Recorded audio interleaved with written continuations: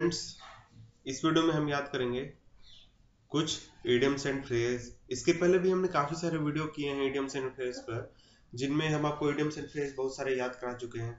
और ये वीडियो इस सीरीज का पार्ट 15 है। तो आइए अब हम आगे बढ़ते हैं और कुछ इडियम्स एंड फ्रेज याद करते हैं। पहला है take a leaf from somebody's book. Take a leaf from somebody's book. यहाँ पर लिखा गया है लीफ। लीफ जनरली कहा जाता है किसी पेड़ के एक पत्ते को हम लीफ कहते हैं। लेकिन लीफ का एक और मीनिंग होता है, किसी बुक का एक पन्ना, सिंगल पेज जो होता है उसे भी लीफ कहा जाता है। तो हम यहाँ क्या कर रहे हैं? Take a leaf from somebody's book, किसी के बुक से लीफ ले रहे हैं। तो आपने कभी एग्जामिनेशन में चीटिंग की होगी या फिर इस तरह की कुछ काम किए होंगे, तो उसमें आप क्या करते होंगे? लीफ एक ले जाते होंगे और एग्जामिनेशन में उसे लिखने के लिए यूज करते होंगे, कॉपी करने के लिए यूज करते होंगे।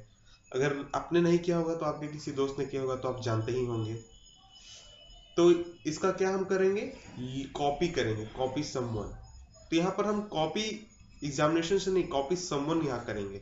और या फिर एक्ट और बिहेव लाइक समवन।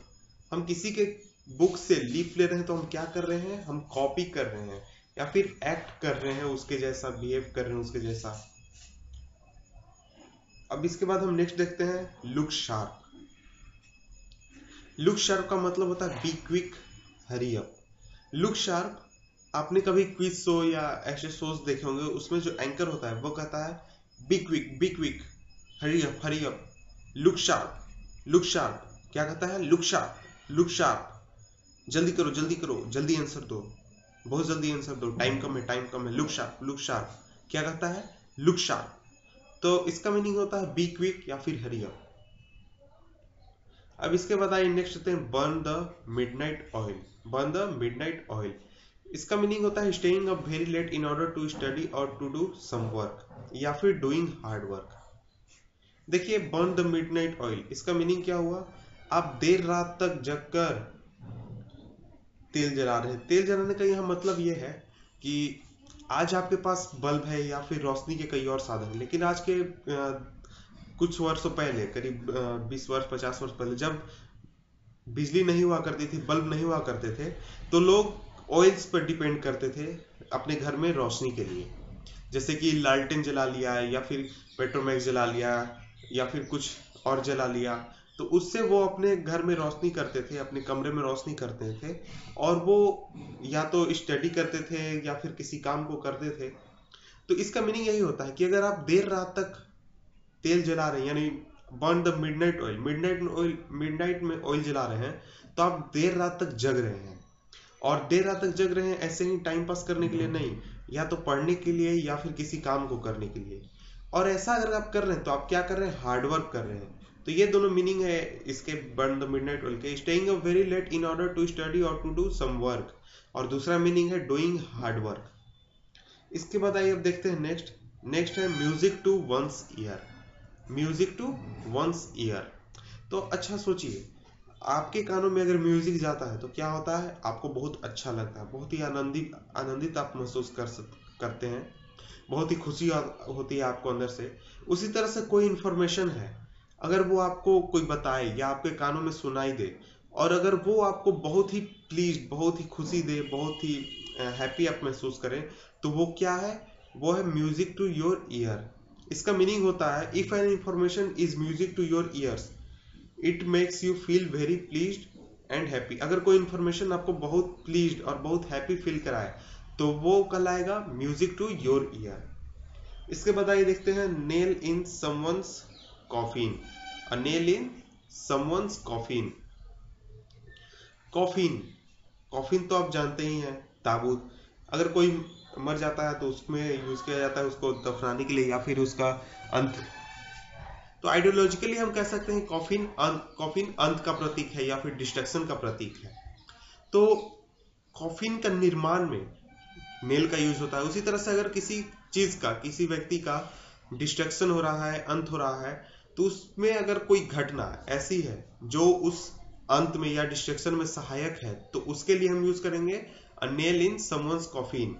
कोई घटना जो किसी के अंत में या फिर डिस्ट्रक्शन में हेल्प कर रही है, तो वो क्या है? वो है nail in someone's coffin. If something is nail in someone's coffin it helps to lead to the failure और डिस्ट्रक्शन। अगर कोई चीज किसी के कॉफिन में नेल है तो वो क्या कर रहा है, वो हेल्प कर रहा है उसके फेलियर और डिस्ट्रक्शन की ओर ले जाने में। यहाँ देख सकते हैं एक कॉफिन रखा गया है और यहाँ नेल है। इस तरह से विजुलाइज करके भी आप इसे आसानी से याद कर सकते हैं। नेक्स्ट है pay through nose. Pay through nose इसका मीनिंग होता है pay very high price for something. Pay very high price for something. तो इसे हम एक स्टोरी से याद करेंगे, छोटा सा स्टोरी है जिससे आपको आसानी से याद हो जाएगा। एक आदमी था, बहुत ही अमीर था, बहुत ही अमीर था। तो उससे अगर कोई 10 रुपए मांगता था तो वो $10 देता था। कोई 100 रुपए मांगता था तो वो $100 देता था। कोई 200 रुपए मांगता था तो वो $200 देता था। तो इसका मतलब क्या है, वो बहुत ज्यादा पे करता था। अगर 100 रुपए देने हैं तो वो $100 देगा, यानी बहुत ही ज्यादा पैसे पे कर रहा है। तो जानते हैं उसका एक एक्सीडेंट हो गया और उस एक्सीडेंट में उसके दोनों हाथ खराब हो गए।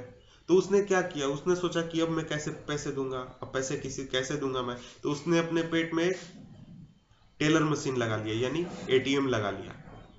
और कोई उससे पैसे मांगता तो उस टेलर मशीन से पैसे निकलते और उसके नोज से निकलते थे। किस चीज से, यह देखिए नोज से पैसे निकलते थे। कहां से निकल रहे हैं ये पैसे, नोज से। तो इसी कहानी से हम याद कर लेंगे उस आदमी का बिहेवियर कैसा था।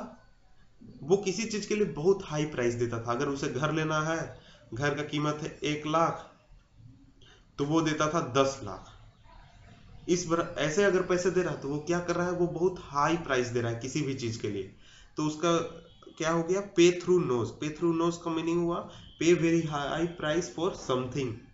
इसके बाद नेक्स्ट है एट ऑड्स। एट ऑड्स इसका मीनिंग होता है बिकम डिसएग्री और क्वेरल विथ समवन। तो इवन क्या हुआ, अगर किसी के बातों से एग्री करते हैं या फिर आपसे खुश है तो उसे हम कहेंगे इवन।